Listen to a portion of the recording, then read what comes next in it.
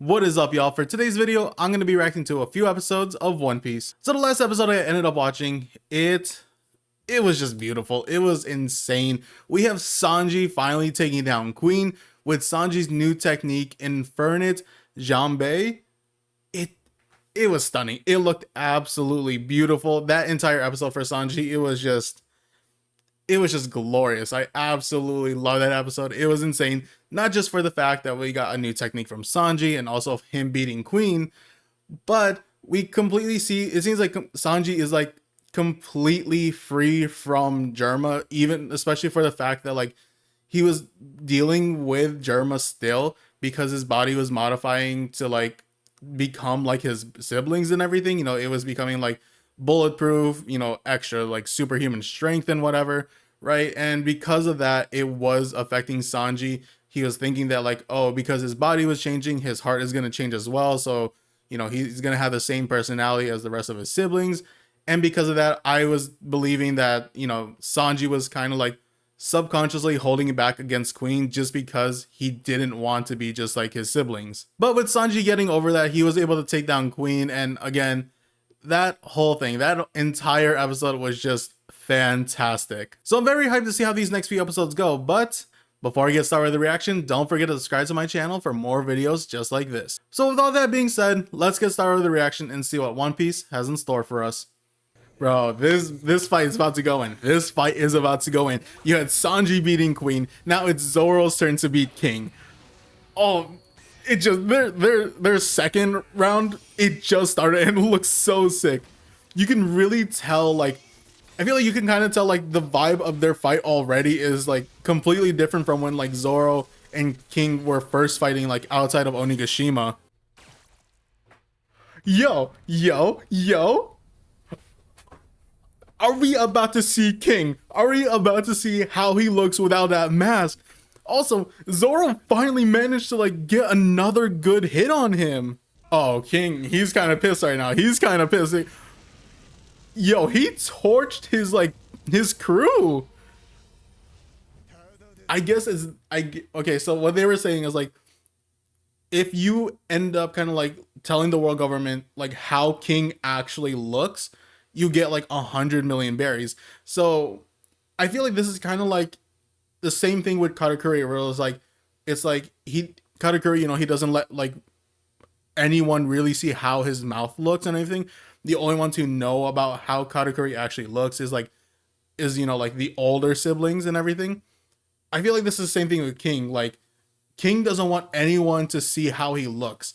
And could it be because of the Lunari, because he's a Lunarian? Because the way his crew member was kind of like talking about King, how he has like long hair, and all this, and that he was kind of like describing King. And so does that mean like Lunarians have a specific look to them, and like that's how you can tell if someone is a Lunarian? Bro, I love how Zoro's just kind of like, he's just kind of like looking down at King right now. I think that's kind of sick. Yo, yo, yo, yo, that's how King looks? Oh my, oh my god, King's hot. He's hot. What the hell? Yo, King is hella good looking. I gotta look at that. Like, I wasn't expecting him to like rip off the remainder of the mask, but I guess it makes sense to like just rip it off because it's like, it's barely a mask anymore. But like, looking at King right now, he's gorgeous. He's absolutely gorgeous. Like, I love the white hair. Wasn't expecting his hair to be white, but I mean, I guess like, that one subordinate did kind of like say he had white hair, but also he kind of like has like this like face tattoo going on or whatever. But yeah, I gotta say, King's hot. But look at this man. Look at this man. He is gorgeous. Oh, are we getting like a little like a little backstory with like King and Kaido maybe? Like, are we getting a little bit with that? I'm kind of hoping we get to kind of like see that. King of Hell. Oh my, King of Hell, 3-sword style. Oh, this attack's about to go in. This is purgatory. What, dude, the animation looks sick with this. King of Hell, 3-sword style, purgatory onigiri. That looked great. That looked great. But like King wasn't really like phased by it. He just ended up jumping out in the air, and they're like, he's not even phased by it. Unless he is, because he probably realized like, oh, this guy, he's actually stronger than he seems, you know. So like, but still, but whatever. Like that. Oh my gosh, that purgatory onigiri, that looked just beautiful. Why is this episode so beautiful? The fights are beautiful. The attacks are beautiful. King is beautiful. Like, this is just a beautiful episode. Oh, we are getting a little backstory with like how King and Kaido met and everything. Oh, okay. So it seems like everything started back in Punk Hazard. Wait, so was King held up in Punk Hazard? Like, were they kind of doing experiments on King back in Punk Hazard?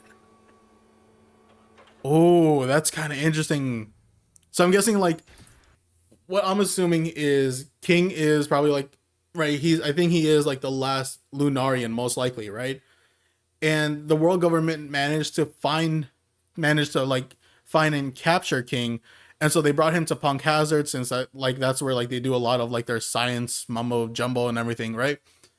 So once they managed to get King, they were probably just doing like experiments on him and trying to like, I'm guessing, try to figure out how Lunarians, like their biology and everything, how they pretty much work.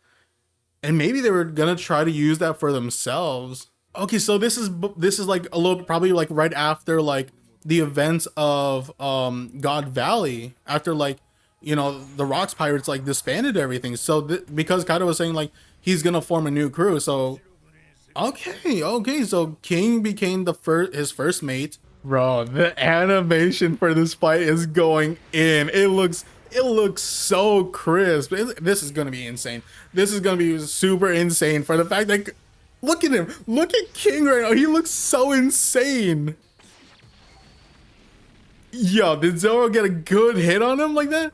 Because King the fire on his back was out, and that's why he was going super fast. But also that means his defense was so weak. King's bleeding. King is bleeding. Zoro got a good hit on him. Bro, this fight is just so insane. I don't even know what to say. So much is going on. It looks so beautiful. I don't even know what to say. Like, could we be seeing King get taken down this episode? Because they're kind of either making it seem like, oh, this is the episode King gets taken down.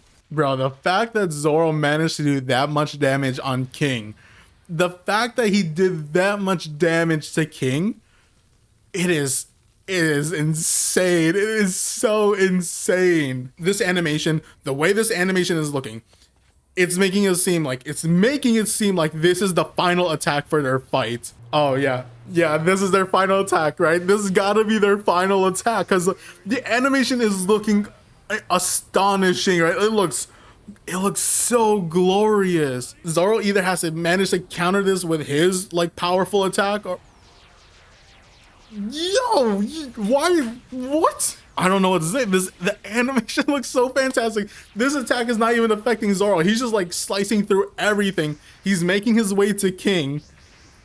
Dude, Zoro's final attack, his final attack is going to be bonkers. King of Hell, 3-sword serpent?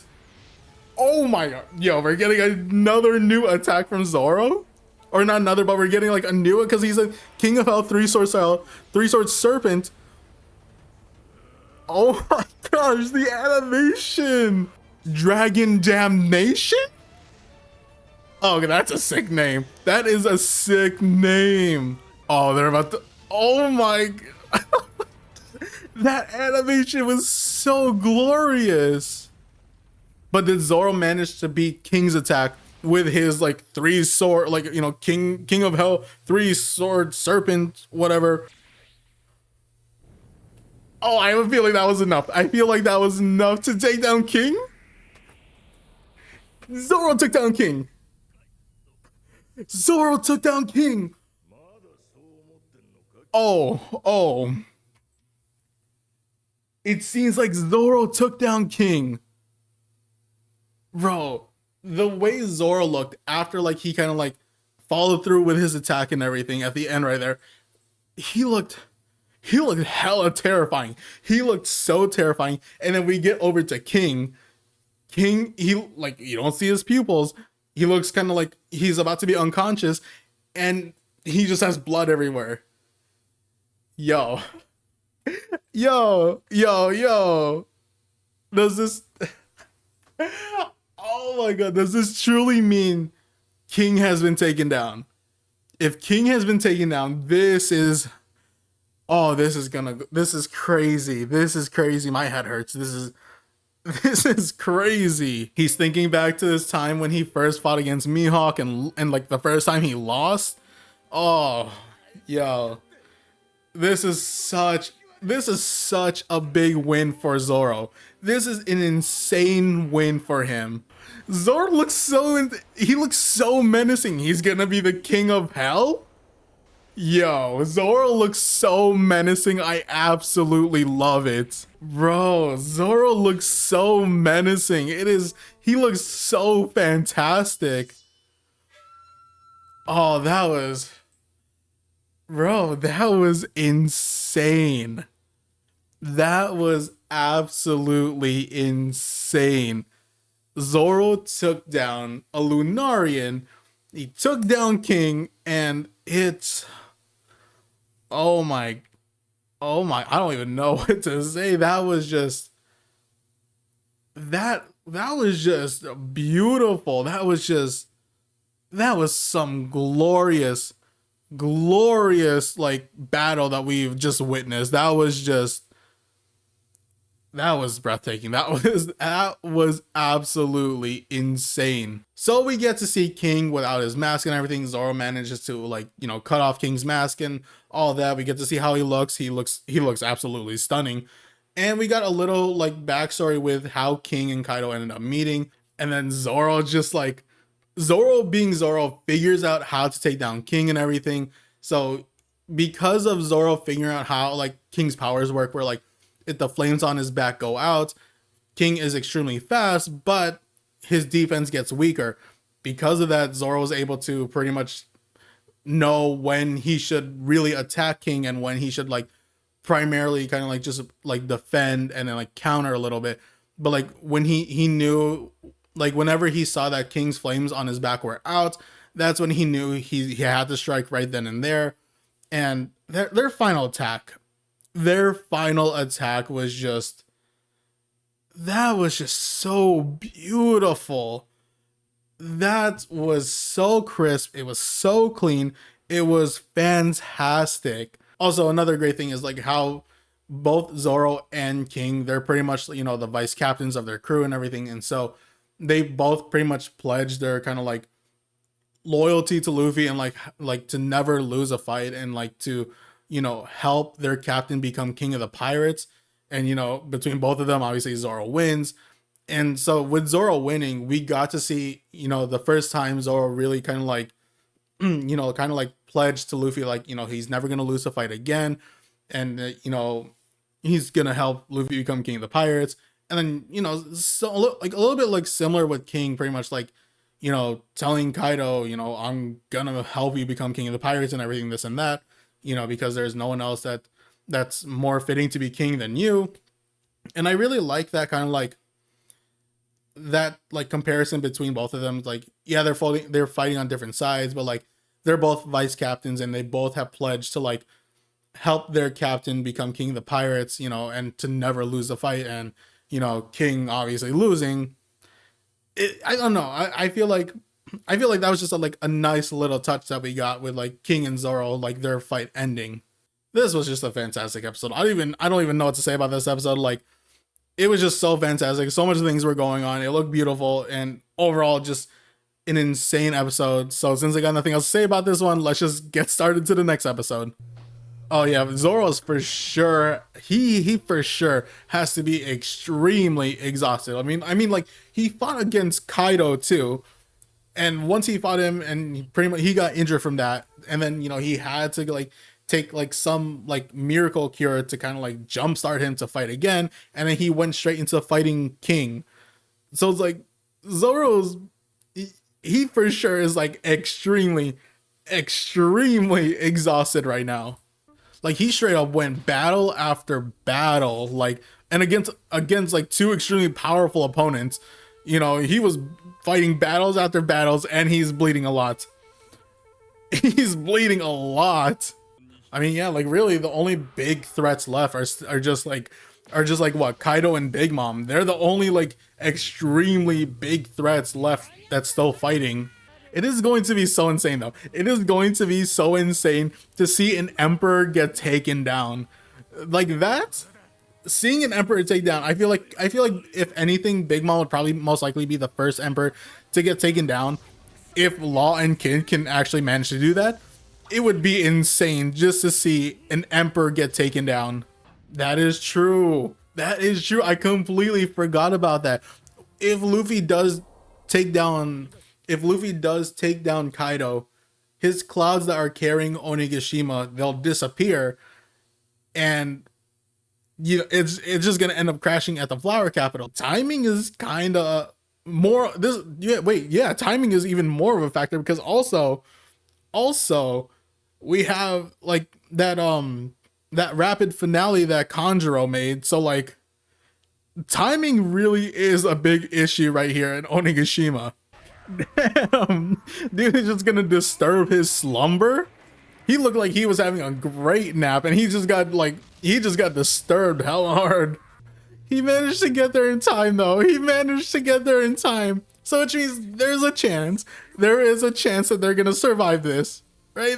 There has to be a good chance they're gonna survive this now that Usopp is there. They really thought they can mess with God Usopp. They thought they had the capacity to mess with God Usopp.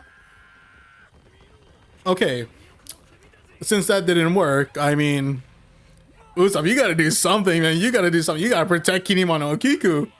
Don't say that, Okiku. Don't say that. You cannot say that. What the hell, Usopp? Why? He's like, oh, great. I'll just leave the both of you then. Izo to the rescue. Wait, that means if Izo's there, Marco has got to be there. So which means he can patch up Okiku and Kinemon, right? If Marco is with him, which the last time we saw Izo, he was with Marco, so that possibly means if Marco really is with Izo right now, Marco can save Kinemon Okiku. No, she's not. No, Okiku's not dead. Okiku's not dead. No. She still has some fight in her. Okiku's not dead. Yeah, she's still alive. My goodness, the way she was just laying there like scared me. So like, is Marco not coming? Like, is Marco and Izo not like did they split up? Like, where's Marco? Marco needs to be here right now to like heal them up. Oh, he is swole. Izo is swole. He is built, man. Look at that back. Look at that. Even Izo knows God Usopp. That's fantastic. His name. Oh, if he called him the king of sniping? Oh, that's great. He called him the king of sniping. I absolutely love that. Man, so now because they're both paralyzed, they're just gonna see like who's gonna be able to last longer in this. So now it's just a waiting game. I mean, I kind of hope that the fight doesn't end with it just being a waiting game. But at the same time, I mean, like, I kind of really don't care too much about this fight. I really just want to see like the emperors get taken down. So, are we going to be seeing Hiyori fight against Orochi? Because I would love to see that more than like Raizo's fight. Because this one would be a really, really interesting fight. Even though Raizo's fight they're both shinobis and everything. But I mean, it's Hiyori against Orochi. I mean, like, I feel like that fight's gonna be sick. Yeah, CP0 is just too much for them. They are just too much for them to handle. Like, there's really no way Drake and Apu can like beat CP0. Okay, so I guess this fight's over since Apu ran away. Ooh, Okay, so it was, that's interesting. So it was a little bit of a challenge for that one guy to go against Drake mainly, because he said like, "Oh wow, that was like a tough battle. Like, you know, they're pretty tough." That's interesting. I felt like CP0 would have been able to take down Drake and Apu pretty easily, but with them saying like Drake and probably Apu was like a pretty tough fight for them, that's kind of interesting. Oh, if the worst generation wins, obviously that is going to make headlines because they would have taken down the emperors. Man, this fight, but out of all the fights in Wano, this fight for sure is like the going to be the greatest fight in Wano. Like Luffy is going toe to toe with Kaido. It is so insane to see him like being able to kind of like keep up with Kaido a little bit. Oh, it's Rock Gun. Okay. I was really hoping for Red Rock because that move is just beautiful, but this it doesn't matter because this move still does damage to Kaido. But it's also crazy to think that like with CP0 talking, like I know that was like a little bit a while ago, but like CP0 talking how like the fights they're pretty much gonna last just another few minutes. Obviously, it's not gonna be a few minutes for us, but like in One Piece, it's gonna be only a few more minutes left until like all the fights are done. That's insane. And also, it's insane that Luffy's just laughing right now. He's like just it seems like he's having like the time of his life right now because like I feel like it would make sense for Luffy to kind of be have the time of his life right now because and he said it's getting fun. But like I think the reason why it's nice to see like Luffy laughing about this is because not only is he having the time of his life, but like he's managing to keep up with someone like Kaido, who is an obstacle in his way to becoming king of the pirates. And I absolutely love that. Like Luffy is just like having fun with this fight because again, he's just keeping toe to toe with Kaido. And because of that, it's showing that like Luffy is like just getting like one step closer to becoming king of the pirates.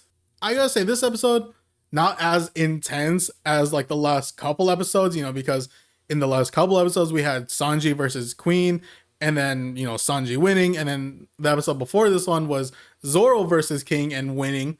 This one was more of like kind of like seeing the other fights. You know, we got to see Izo pretty much saving Usopp, which in turns like is saving like Kinemon and Okiku. You know, we got to see Drake and Apu kind of like their little fight with CP0. Obviously, Drake kind of like he seems to have lost. Apu ran away, and CP0 is just like, you know, that one dude is saying like, oh, this was actually kind of like a tough fight, you know. So it was nice to see a little bit with that. Raizo's fight, it seems like it's just now just a stall fest since they both used the same move against each other, you know, that paralysis jutsu. So it's like that fight is, it seems like it's becoming more of a waiting game to see on like who essentially ends up losing first, and it seems like Raizo might be because he got set on fire. So that fight, you know, interesting, but I really hope it doesn't end with like seeing on who can like whose paralysis jutsu is gonna like be the one to like win it for them. And then obviously with Luffy versus Kaido, we got to see that again, and that fight that fight's going to be epic. It is going to be wild because like we saw Luffy was just smiling and he was laughing. He was saying that this is getting fun. And so like I said, it's like I feel like the reason why Luffy thinks this is getting fun is because now his strength is to the point where he can keep up with an emperor, you know, and he's able to go toe to toe with someone like Kaido, you know, Kaido being an emperor, but also being like the strongest creature in the world. With Luffy being able to go toe to toe with him, that means like that kind of like shows that Luffy is just getting like one step closer to becoming king of the pirates. And also we got a little bit with Law and Kid going against Big Mom, and that fight, I don't know, like that fight is, I feel like it's tough to like say like how Law and Kid are gonna be able to beat Big Mom because she just like last time we saw their fight, Big Mom got a whole lot bigger and a whole lot stronger. So like I don't know, that fight's gonna be really interesting to see. But again, I feel like the probably one of the best fights in Wano is for sure gonna be Luffy and Kaido, and I cannot wait to see like how that like plays out, especially for the fact that Luffy is having fun against Kaido. But yeah, overall, not too bad of an episode. Nice little, like, slower paced episode because of the last two episodes being like just insanity. So a nice, like, little, like, calmer episode. So I pretty much got nothing else to say for this episode. So let's just get started with the next one. Again, anytime we see this, like, this clash where, like, they're not even touching, it is so nice to see because it is so great to see, like, just how much Luffy has gotten stronger in just, like, the amount of time he's been in Wano, because, like, the first time he fought against Kaido, he lost and he got one shot, but now again he's like being able to fight against Kaido toe to toe. I don't know, like, would Momonosuke be able to do though? Like, I feel like at the very least he's probably just like slightly slowing it down, but I don't know, could he actually pull this off? Oh, I really hope Otoko doesn't write like something so sad. I really wish I wish that her wish isn't like super sad, like, seeing her dad again or everything. Like, if that becomes her wish, I'm gonna be so sad. Oh, okay, that's adorable. She wants to make people laugh more. I respect that. I love that from her. I respect it. Oh, oh no, she did make that wish. Oh, she did make that wish. Oh my gosh. Oh, Toko. Oh my gosh. I knew she was gonna make a wish like that. I just knew it. All right, enough of all that sad stuff. Enough of all that sad stuff. Let's just get to this. Let's just get back to this intensity of a fight right now. Where the hell did Kaido get that from? Where did he get that giant barrel from? Now, is that water? Okay, oh, he's drinking alcohol. At a time like this? Wait, this could be bad though. This could be bad with him drinking alcohol. Because sober Kaido is bad, but I mean, a drunk Kaido? I feel like a drunk Kaido would be even worse. That's pretty much like when Rock Lee was drunk fighting against Kimimaru. He was a menace with a drunken fist. So does that mean like we're gonna get something similar to that with Kaido? Like, with him being drunk, is he gonna become even more of a menace? Oh, yo, making Kaido drunk for this fight, that makes this fight a whole lot more interesting. Yeah, they gotta have that banquet, for winning this war, and also for Jinbe officially becoming a Straw Hat. Oh yeah, he's already feeling it. Kaido for sure is already feeling it. Or not. Okay, you just wasted a whole bunch of that, bro. Okay, he's crying. Okay, Kaido for sure is drunk. He for sure is drunk right now because, like, he just has like a bunch of emotions going on right now. Oh, things are tense. Things are tense right now. So, like, either that alcohol that he drank had to have been like extremely a high percentage of alcohol, or Kaido is a lightweight. You may think fighting against someone drunk would make like an easy target and would make a fight a whole lot more easier. But no, it won't make it easier. I believe it's not gonna make this fight easier for Luffy. See that? He's still a menace because now he's just unpredictable. With him being drunk, Kaido becomes completely unpredictable. Oh. Oh, that was sick. That was a sick attack. Again, drunk Kaido is probably more of a menace than sober Kaido. Like, that attack knocked Luffy out. Oh yeah, like with Kaido being drunk, it does not make him an easy, like, or it doesn't make him like less of a threat. It just makes him more of a threat. Man, but the thing is, like, drunk Kaido fighting, it's a menace, but like Kaido when he's not like fighting and he's just like this, I can have a drink with this Kaido for sure. Well, would I want to though? Probably not. You see, there's a lesson here. Don't drink alcohol because you're gonna end up being like Kaido. You're gonna be going through a whole bunch of emotions. So for you young folks, don't be drinking alcohol. Like the emotions that like Kaido is like going through right now, though, it is, it's kind of hilarious. Like just like, you know, first he's happy about this and he's mad, and then like he's sad, and now he's like I want to destroy everything. Bro, like Kaido's just going through all his transformations. Not only is he going through his emotions, he's going through all of his transformations right now. And I also love how like this is one of the most like critical fights for like the arc, but like it's also just like the goofiest one too at the same time, with Kaido being drunk. See, also not only with Kaido being drunk as he becomes like way more unpredictable, it's also screwing Luffy up too. So yeah, way more of a menace than sober Kaido. Oh, oh, he dodged that. That was clean. He just like flipped over that. Okay, does this mean Luffy's now getting into the rhythm? He's getting back into the rhythm of like fighting Kaido. Even though he's drunk, it seems like he's starting to get like the hang of it maybe? They countered each other with a headbutt? Okay, yeah, see that? Like Luffy is starting to he's starting to adapt with fighting against drunken Kaido. I mean, that is true. If they do continue to keep on fighting, sooner or later Kaido is gonna sober up. So which means like, you know, he becomes a little bit easier for Luffy to deal with. But at the same time, Kaido's still drunk right now, and he's still like a menace. Oh my god, that just looks so beautiful. That just looks so beautiful. Rock Gatling. It is okay, but Kaido can counter that. Kaido can counter that. Again, drunken Kaido. Super menace right now. Bro, look at them go. Yo, that was, oh my, again, this fight so intense. Even with Kaido being drunk, it is still as intense as ever. That was a clean hit. That was a real clean hit. Plus it was on the scar where like, you know, Zoro ended up slashing him before, so like that was a good hit.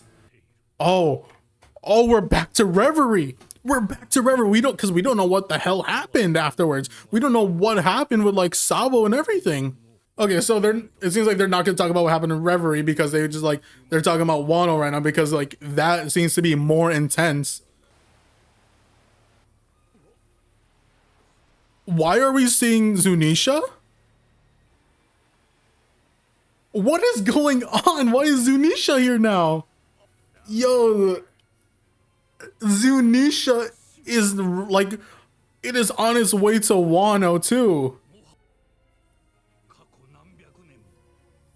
That's Luffy's devil fruit.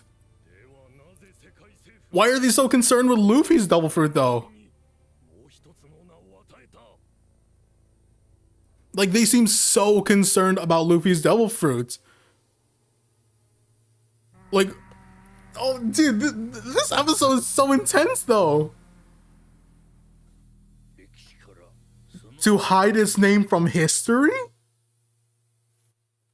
Okay, they just had to drop like a bunch of crazy things right now. First, we finally, you know, we're finally back at Reverie because we don't know what happened like after, you know, the entire incident. Like we don't know what happened to Sabo or anything, right? Because it seems like something big happened to Sabo. But like, you know, they tease us. Of course they're gonna tease us because, you know, they're like, oh, let's not talk about that right now because we have more pressing matters at hand. And you know, they're talking about Wano. And so they're talking about like Luffy's devil fruit and like how like it seems like Luffy's devil fruit, are they trying to say there's more to Luffy's devil fruit than we realize?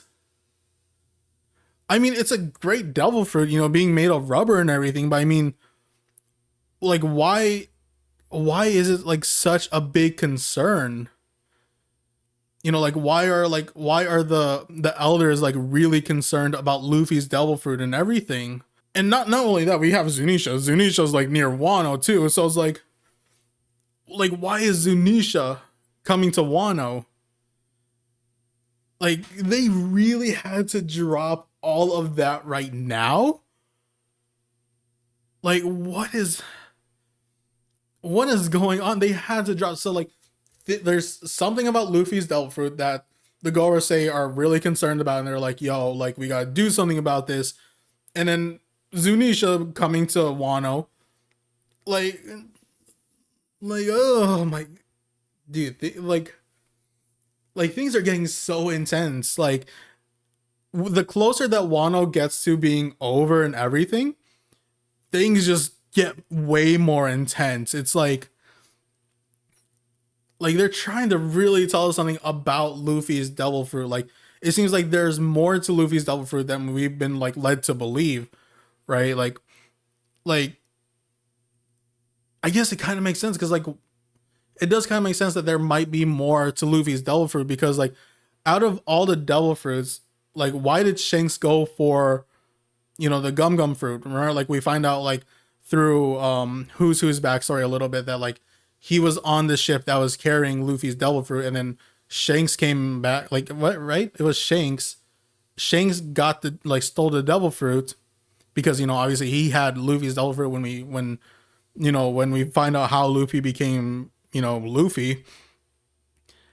And so were they trying to say something like from like even from back then like there's more to Luffy's devil fruit because Shanks had to go get it, or like there's more to Luffy's devil fruit because not only did Shanks like steal it, but also the Gorosei are really concerned about Luffy's devil fruit. Again, they just had to drop some crazy things right now. They just had to drop some crazy things, and we're probably not even gonna find out about it till like a little bit later down the line. But yeah, with all of that craziness, I gotta say this episode was pretty nice. This was a pretty nice episode. Getting to see drunk Kaido go against Luffy, and like I said, like you may think that like, oh, fighting against someone who's drunk would be pretty easy to deal with, right? Because they're drunk. They're not really, they don't know what's going on or whatever because of the fact that they're intoxicated. But when it happens in anime, that doesn't always work well. They don't always become like an easy target or like someone easy to deal with because what we've seen, Kaido is way more of a menace when he's drunk than when he's sober because he becomes so unpredictable. And we see that because like he starts to really win against Luffy while he was drunk, because like with him being unpredictable, Luffy really couldn't like, kind of like figure Kaido out a little bit until Luffy starts to like adapt to Kaido's drunkenness. Because like, we see that Luffy is starting to change the tides of battle with him. He starts to be able to like, counter Kaido and like, land a few good hits on him. So like it seems like Luffy really is adapting to drunken Kaido. And I also loved with Luffy and Kaido's fight. This is such like a crucial fight in this arc. And it kind of had like goofy moments with it, with Kaido being drunk because, he's drunk, so he's going to be like, he's not going to be all right. Like he's going to be like going through like what we've seen going through with emotions. He was happy, he was sad, he was angry, he was like, he was like, leave me alone, everything annoys me, whatever.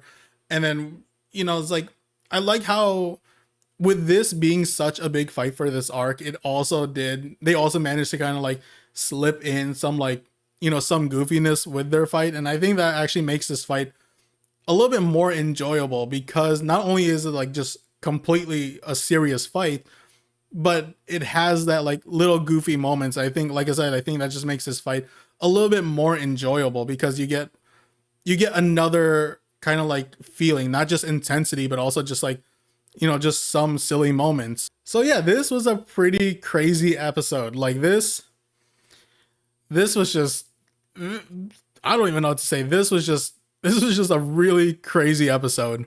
But since I got nothing else to say, I'm going to end the video here. Thank you all for watching. Don't forget to subscribe to my channel for my other reactions, also for my discussion videos. So if you're into any of those, definitely subscribe to the channel, like the video, comment, the whole thing. So with all that being said, again, thank you all for watching. Until next time.